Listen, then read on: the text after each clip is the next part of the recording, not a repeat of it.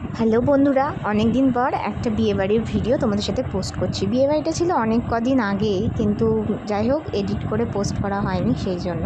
তো আমরা দুই বান্ধবী মিলে চলে গেছিলাম আমাদের খুব কাছের ছোটোবেলার এক বান্ধবীর বিয়েতে। তো দেখো কি সুন্দর সাজিয়েছে বিয়ের জায়গাটা।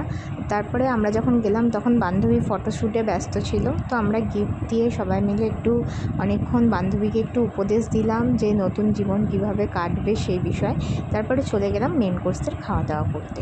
ফার্স্টে চলে আসলো জলের বোতল, তারপরে দিয়ে দিয়েছিল প্লেট, তারপরে দিয়ে দিয়েছিল পাতিলেবু, তারপরে এসেছিলো স্যালাড, তারপর দিয়েছিল ডিমের টেবিলের সাথে ছিল সস। ডিমের টেবিলটা কিন্তু দারুণ খেতে হয়েছিল আর খুবই গরম ছিল খাবারগুলো।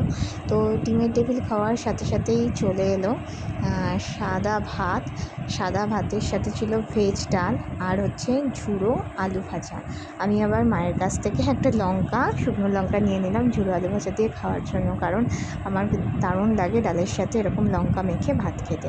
তারপরে সেটা খাওয়ার সাথে সাথেই চলে আসলো দই কাতলা মাছটাও কিন্তু দারুণ হয়েছিল। আর তার আগে এঁচোড় চিংড়ি দিয়েছিল। আমি যেহেতু এঁচোড় চিংড়ি খাই না, সেই জন্য ওটা স্কিপ করে গেছিলাম।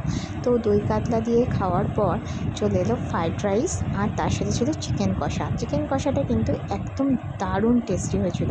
তারপর ছিল আমের চাটনি, পাঁপড় ভাজা, মিষ্টি ছিল। আমি যেহেতু মিষ্টি খাই না তাই নিয়ে নিই। তারপরে ছিল আইসক্রিম আর হজমোলা। কেমন লাগলো ভিডিওটা জানিও কিন্তু।